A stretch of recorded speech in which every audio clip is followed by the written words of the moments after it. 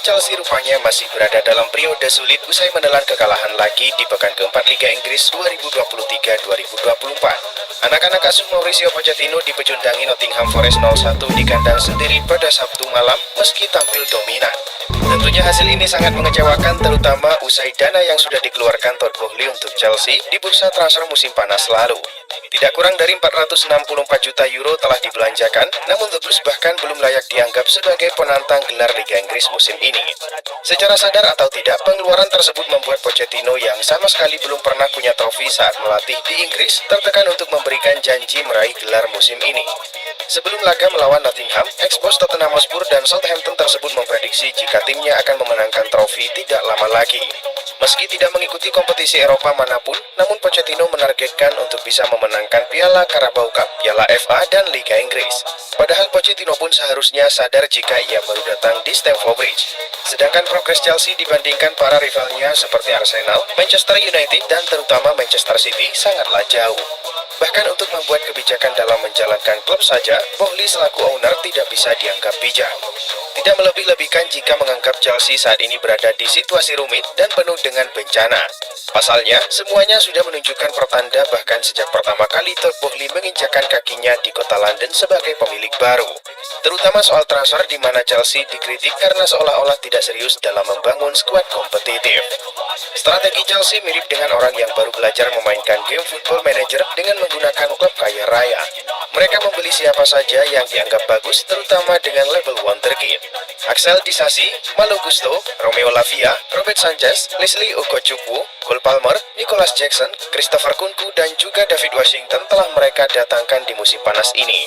Tampaknya Boehly dan para petinggi klub tidak terlalu menghargai opini Mauricio Pochettino sebelum melakukan pembelian pemain. Secara terbuka, sang juru taktik menyatakan jika bukan dialah yang memberikan ide perekrutan Cole Palmer dari Manchester City senilai 47 juta euro, melainkan Boehly dan direktur olahraga klub.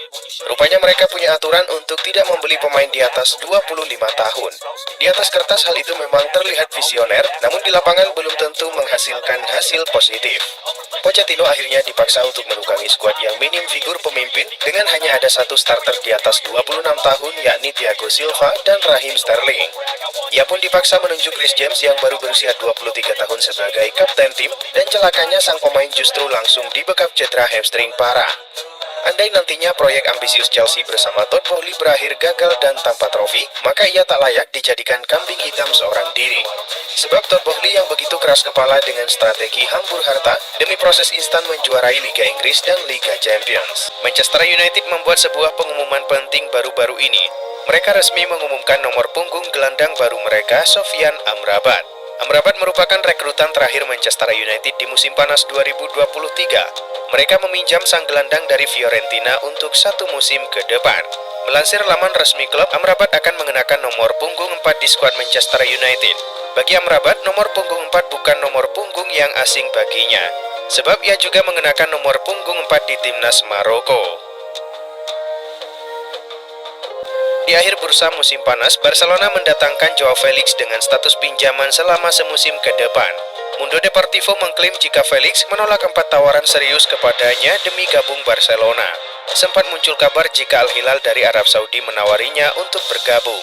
Selain itu, beberapa tim seperti Aston Villa, Liverpool, dan Manchester United tertarik membawanya kembali ke Liga Inggris. Namun penawaran tersebut lagi-lagi ditolak. Kini sang pemain berada di Barcelona yang memang merupakan klub impiannya.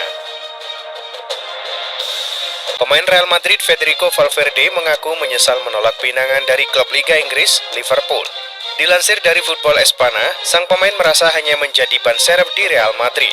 Pemain yang juga sempat diminati Manchester United dan Chelsea tersebut juga mengatakan bahwa saat ini dia terpaksa harus bekerja keras untuk bisa mendapatkan tempat di skuad Carlo Ancelotti. Seperti diketahui, lini tengah Real Madrid penuh sesak dengan kedatangan Jude Bellingham pada musim panas ini. Kondisi ini membuat Valverde kian terpinggirkan. Terbukti pada laga melawan Getafe pekan lalu, ia hanya bermain selama 10 menit. Klub Premier League Chelsea mulai menyusun rencana mereka di bursa transfer Januari 2024 mendatang. The Blues kini dilaporkan tertarik untuk memboyong Ivan Toney dari Brentford. Evening Standard melaporkan bahwa Pochettino menilai lini serangnya kurang tajam sehingga ia berencana menambah penyerang baru. Laporan tersebut mengklaim bahwa Chelsea kini akan memprioritaskan transfer Ivan Toney pada Januari 2024 nanti. Chelsea menilai Toney akan sempurna bagi kebutuhan timnya, mengingat Toney 2 musim terakhir menunjukkan performa yang tajam di lini serang Brentford.